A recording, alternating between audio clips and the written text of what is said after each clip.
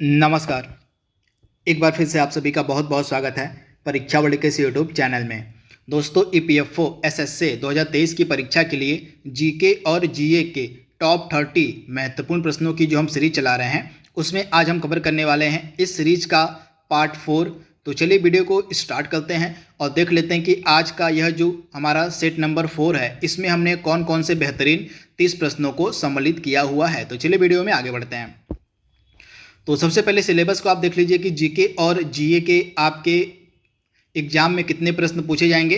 तो टोटल जो है 30 प्रश्न आपके जीके और जीए के पूछे जाएंगे, जिनका वेटेज रहेगा 120 नंबर का। तो सिलेबस आपके दिमाग में होना चाहिए, सिलेबस के अकॉर्डिंग ही आपको अपनी तैयारी करनी है। तो 30 प्रश्न आपके जीके और जीए के पूछे जाएंगे, जिनका वेटेज रहेगा आपका 120 नंबर, यानी कि प्रत्येक प्रश्न आपका 4 नंबर का पूछा जाएगा। तो पहला प्रश्न आपके स्क्रीन पर है, निम्नलिखित में से किस कांग्रेस के अधिवेशन की अध्यक्षता रहमतुल्ला सयानी के द्वारा की गई थी। कांग्रेस के अधिवेशन से आपके एग्जाम में प्रश्न पूछे जाएंगे। तो ये चारों जो ऑप्शन आपके सामने दिख रहे हैं, ये चारों ऑप्शन आपके एग्जाम के लिए बहुत ही ज़्यादा महत्वपूर्ण है। तो प्रश्न को सबसे पहले सॉल्व करते हैं, उसके अलावा अन्य 3 ऑप्शन को भी हम देखेंगे। तो किस कांग्रेस के अधिवेशन की अध्यक्षता रहमतुल्ला सयानी के द्वारा की गई थी। तो कलकत्ता का जो अधिवेशन हुआ था 1896 में, उसी की जो अध्यक्षता है रहमतुल्ला सयानी के द्वारा की गई थी। तो राइट आंसर क्या हो जाएगा? ऑप्शन आपका यहाँ पे जो बी वाला है बिल्कुल सही हो जाएगा। इसके बारे में आपको याद रखना है।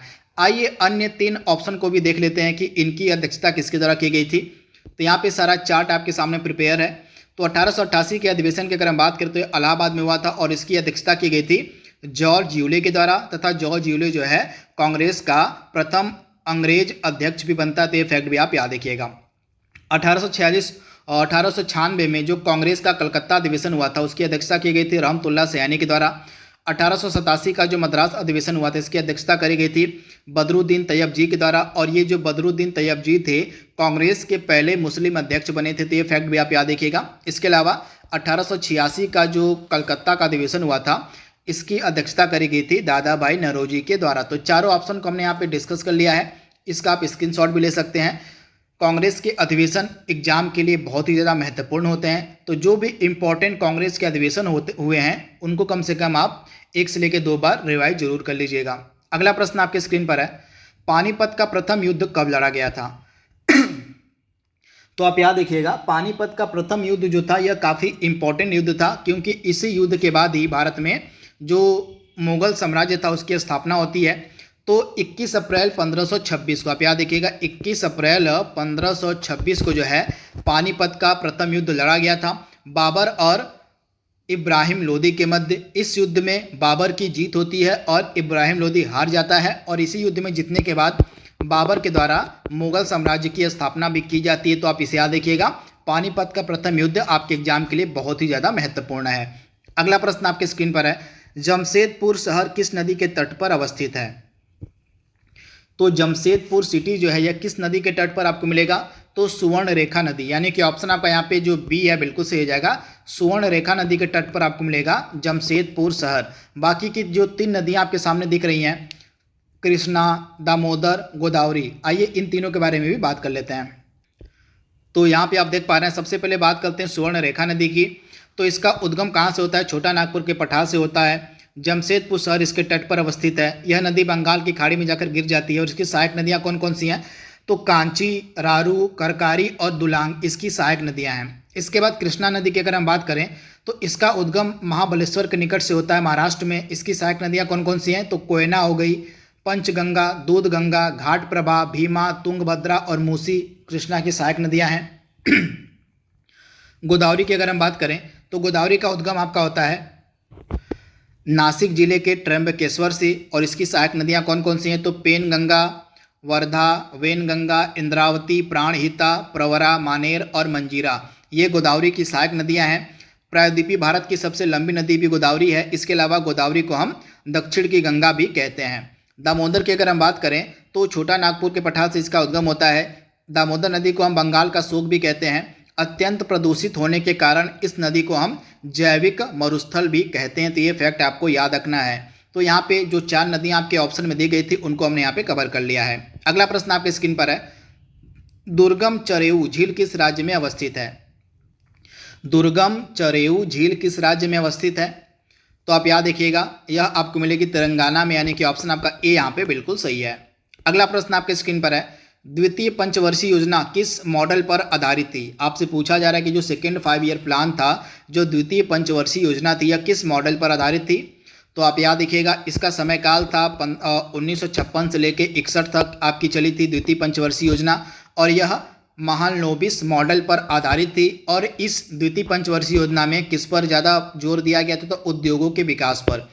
उद्योगों के विकास पर जो है इस पंचवर्षीय योजना में सबसे ज़्यादा फोकस किया गया था। तो महालनोबिस मॉडल पर आधारित थी आपकी द्वितीय पंचवर्षीय योजना। अगला प्रश्न आपके स्क्रीन पर है, निम्न में से नाबार्ड का मुख्यालय कहाँ पर अवस्थित है? यहाँ पे नाबार्ड का मुख्यालय आपसे पूछा गया कि कहाँ पर अवस्थित है। तो राइट आंसर क्या हो जाएगा? मुंबई में आपको मिलेगा नाबार्ड का मुख्यालय, यानी कि ऑप्शन आपका सी यहाँ पे बिल्कुल सही हो जाएगा। तथा नाबार्ड के वर्तमान में अध्यक्ष कौन है? तो आप याद रखिएगा, साजी केवी ये जो हैं वर्तमान में नाबार्ड के अध्यक्ष हैं। तो इसके बारे में आपको याद रखना है। क्या आप कमेंट बॉक्स में बता सकते हैं कि नाबार्ड की स्थापना जो है किस वर्ष में की गई थी? आपको कमेंट बॉक्स में इसका जवाब देना है। अगला प्रश्न आपके स्क्रीन पर है, जल का बहाव निम्न में से किसकी सहायता से मापा जाता है? जल का बहाव जो है किसकी सहायता से हम मापते हैं? तो आप याद रखिएगा, क्यूसेक, यानी कि ऑप्शन आपका बी यहाँ पे बिल्कुल सही हो जाएगा। अगला प्रश्न आपके स्क्रीन पर है, यांत्रिक ऊर्जा को ध्वनि ऊर्जा में कौन परिवर्तित करता है? यांत्रिक ऊर्जा को ध्वनि ऊर्जा में कौन परिवर्तित करता है? तो ऑप्शन आपका बी यहाँ पे बिल्कुल सही हो जाएगा, सितार। इसके बारे में आपको याद रखना है। 9वां प्रश्न आपके स्क्रीन पर है, निम्नलिखित में से किस हार्मोन को लड़ो और उड़ो हार्मोन भी कहा जाता है? किस हार्मोन को लड़ो और उड़ो हार्मोन कहा जाता है? तो राइट आंसर क्या हो जाएगा? एड्रीनेलिन, यानी कि ऑप्शन आपका यहाँ पे बी जो है बिल्कुल सही हो जाएगा। एड्रीनेलिन हार्मोन को जो है लड़ो और उड़ो हार्मोन भी कहा जाता है। 10वां प्रश्न आपके स्क्रीन पर है, संघाई सहयोग संगठन का मुख्यालय आपसे पूछा गया कि कहाँ पर है? यहाँ पे एससीओ की बात हो रही है, संघाई सहयोग संगठन की बात हो रही है। तो इसका मुख्यालय आपको मिलेगा बीजिंग में। चीन का जो शहर बीजिंग है, यहीं पे आपको एससीओ यानी कि संघाई सहयोग संगठन का मुख्यालय देखने को मिलेगा। तो ऑप्शन आपका बी यहाँ पे बिल्कुल सही हो जाएगा। यहाँ पे इसके मेंबर यानी कि इसके सदस्य देश कौन कौन से? तो 8 इसके सदस्य देश हैं। चीन हो गया, इंडिया, कजाकिस्तान, किर्गिस्तान, पाकिस्तान, रसिया, तजाकिस्तान और उज्बेकिस्तान। ये 8 सदस्य हैं एससीओ के, यानी कि संघाई सहयोग संगठन के। और इसकी स्थापना जो है 2001 में की गई थी और इसका मुख्यालय आपको बीजिंग में मिलेगा। अगला प्रश्न है, विक्रमशिला विश्वविद्यालय की स्थापना किसने करवाई थी? विक्रमशिला विश्वविद्यालय की स्थापना किसके द्वारा करवाई गई थी? तो धर्मपाल आपका राइट आंसर हो जाएगा, यानी कि ऑप्शन आपका बी यहाँ पे बिल्कुल सही हो जाएगा, धर्मपाल। अगला प्रश्न है, गुलामगिरी पुस्तक के लेखक कौन है? यह जो फेमस पुस्तक है गुलामगिरी, इसके लेखक आपसे पूछे गए हैं कि कौन है? तो राइट आंसर क्या हो जाएगा? ज्योतिबा फुले के द्वारा यह पुस्तक लिखी गई थी, यानी कि ऑप्शन आपका सी यहाँ पे 100% सही हो जाएगा। 13वां प्रश्न आपके स्क्रीन पर है, निम्नलिखित में से किस शेड्यूल का संबंध अनुसूची दल बदल कानून से, यानी कि एंटी डिफेक्शन लॉ, यानी कि दल बदल कानून से रिलेटेड कौन सा शेड्यूल इसमें से है? शेड्यूल 11, 10 या 8? राइट आंसर आपको बताना है। तो आप याद रखिएगा, हमारे भारतीय संविधान की जो अनुसूची 10 है, इसका संबंध किससे हो जाएगा? एंटी डिफेक्शन लॉ से, दल बदल कानून से। और इसको ऐड कब किया गया था? तो 52वां संविधान संशोधन 1985। आप याद रखिएगा, 52वां जो संविधान संशोधन अधिनियम था 1985 का, इसी के तहत जो है दल बदल कानून को भारतीय संविधान में जोड़ा गया था। और इसी अमेंडमेंट के थ्रू ही 10वीं अनुसूची हमारे संविधान में ऐड करी गई थी, जोड़ी गई थी। तो इसके बारे में आप याद रखिएगा। अगला प्रश्न आपके स्क्रीन पर है, माँ और शिशु के बीच गले लगाना या चूमना किस हार्मोनों में किसके मोचन को प्रेरित करता है? यानी कि सिंपल सा प्रश्न है कि माँ और शिशु के बीच गले लगाना और चूमना निम्नलिखित में से किस हार्मोन के कारण होता है? तो आप याद रखिएगा, यह ऑक्सीटोसिन नामक हार्मोन के कारण यह क्रिया देखने को मिलती है। जब माँ और शिशु के बीच गले लगाना और चूमना जैसे क्रियाएं देखने को मिलती हैं, तो इसका संबंध सीधे किस हार्मोन से होता है? तो ऑक्सीटोसिन हार्मोन जो है इसके लिए जिम्मेदार माना जाता है। अगला प्रश्न आपके स्क्रीन पर है, जर्मनी और पोलैंड के मध्य निम्नलिखित में से कौन सी अंतर्राष्ट्रीय रेखा अवस्थित है? जर्मनी और पोलैंड के मध्य निम्नलिखित में से कौन सी अंतर्राष्ट्रीय रेखा आपको देखने को मिलेगी? तो हिंडनबर्ग, यानी कि ऑप्शन आपका यहाँ पे बी जो है बिल्कुल सही जाएगा, हिंडनबर्ग। इसके बारे में आप याद रखिएगा। यहाँ पे कुछ इंपॉर्टेंट अंतर्राष्ट्रीय रेखाओं को लिखा गया है। वीडियो को पॉज करके इसको आप इत्मीनान से पढ़ लीजिएगा। यहाँ से प्रश्न आपके एग्जाम में देखने को मिल सकते हैं, चाहे तो आप इसका स्क्रीनशॉट भी ले सकते हैं वीडियो को रोक के। अगला प्रश्न आपकी स्क्रीन पर है, बैंक नोट जारी करने वाला पहला देश कौन था? बैंक नोट को जारी करने वाला पहला देश कौन था? तो स्वीडन आपका राइट आंसर हो जाएगा, यानी कि ऑप्शन आपका ए यहाँ पे बिल्कुल सही है। अगला प्रश्न आपके स्क्रीन पर है, पूर्व की तरफ देखो नीति, भारत में पूर्व की तरफ देखो नीति को किस प्रधानमंत्री के द्वारा शुरू किया गया था? तो आप याद देखिएगा, भारत में पूर्व की ओर देखो नीति को शुरू किया गया था, उस समय हमारे पीएम थे, हमारे प्रधानमंत्री थे पीवी नरसिम्हा राव, यानी कि ऑप्शन आपका सी यहाँ पे बिल्कुल सही हो जाएगा, पीवी नरसिम्हा राव। अगला प्रश्न है, राज्यसभा में सीटों का आवंटन का जो प्रावधान है किस अनुसूची में, किस शेड्यूल में किया गया है? तो आप याद देखिएगा, राज्यसभा में सीटों के आवंटन का जो प्रावधान है आपको देखने को मिलेगा हमारे संविधान की 4वीं अनुसूची में, यानी कि ऑप्शन आपका यहाँ पे जो सी है बिल्कुल सही हो जाएगा। हमारे भारतीय संविधान में टोटल 12 अनुसूचियां हैं, इसको भी आप याद रखिएगा। एक चीज़ आप ध्यान दीजिएगा, जब हमारा संविधान बनकर तैयार हुआ था तो हमारे संविधान में टोटल 8 अनुसूचियां थी, लेकिन वर्तमान में 12 अनुसूचियां हैं, जिनमें से चौथी अनुसूची का संबंध हो जाएगा राज्यसभा में सीटों के आवंटन से रिलेटेड है आपकी 4वीं अनुसूची। अगला प्रश्न है, संविधान के किस भाग में पंचायती राज व्यवस्था संबंधित प्रावधान किए गए हैं? तो आप याद रखिएगा, हमारे भारतीय संविधान का जो भाग 9 है इसका संबंध किससे हो जाएगा? पंचायती राज व्यवस्था से, यानी कि ऑप्शन आपका यहाँ पे जो ए है बिल्कुल सही हो जाएगा, भाग 9। अगला प्रश्न आपकी स्क्रीन पर है, किस वैज्ञानिक ने तत्वों की आवर्त सारणी को परमाणु द्रव्यमानों के बढ़ते क्रम में व्यवस्थित किया था? तो उस वैज्ञानिक का यहाँ पे नाम पूछा गया है जिसके द्वारा तत्वों को आवर्त सारणी के परमाणु द्रव्यमानों के बढ़ते हुए क्रम में व्यवस्थित किया गया था।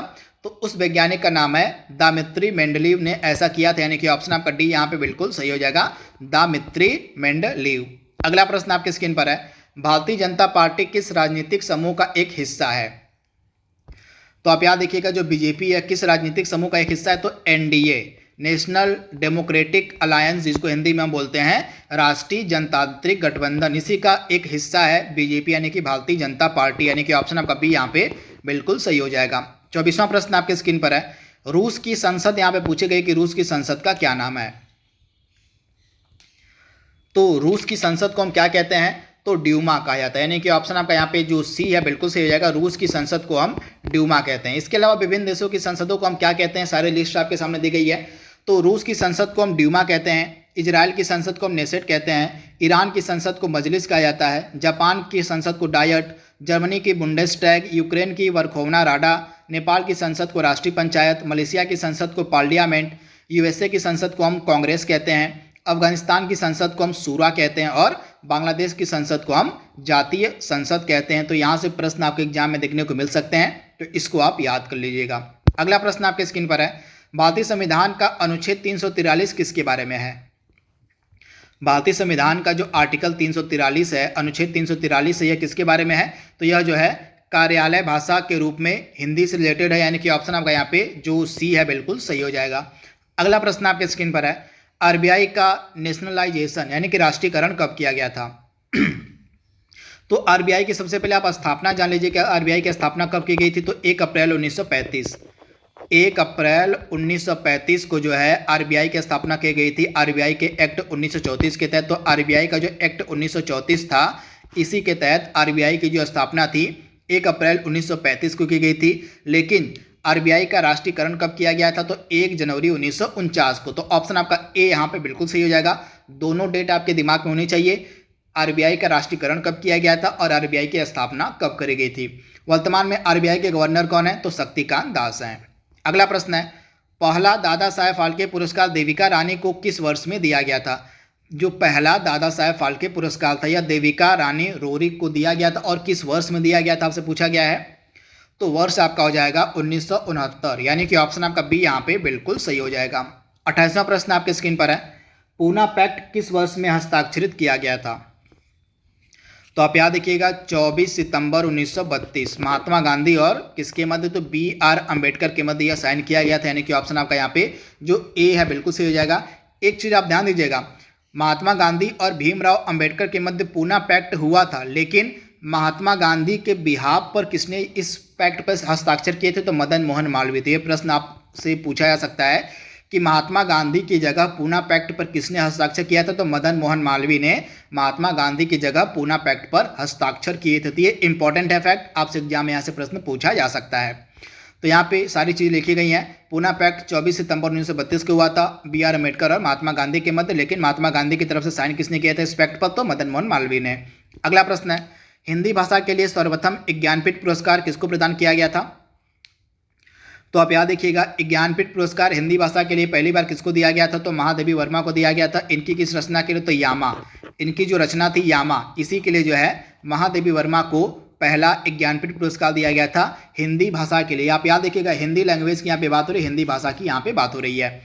आज के सेशन का लास्ट प्रश्न आपके स्क्रीन पर है, आधुनिक आवर्त सारणी में 36 पंक्तियों यानी कि हॉरिजॉन्टल रोज को हम किस नाम से जानते हैं? तो हमारी जो आधुनिक आवर्त सारणी है इसमें 36 पंक्तियों को हम क्या कहते हैं? तो इसको हम आवर्त के नाम से जानते हैं, यानी कि ऑप्शन आपका डी यहाँ पे बिल्कुल सही हो जाएगा, आवर्त के नाम से। यहाँ पे आप देख पा रहे हैं, आवर्त सारणी में 36 पंक्तियों को हम आवर्त कहते हैं, वहीं ऊर्ध्वाधर पंक्तियों को हम समूह के नाम से जानते हैं। तो इस प्रकार के आज का जो सेशन था, सेशन नंबर 4, उसमें हमने 30 बेहतरीन प्रश्नों को कवर कर लिया है। आई होप यह वीडियो आप इंजॉय कर रहे होंगे। आपके EPFO SSA की परीक्षा के लिए यह वीडियो काफ़ी ज़्यादा महत्वपूर्ण है। तो आज के लिए बस इतना ही। Thank you, thanks for watching, thank you.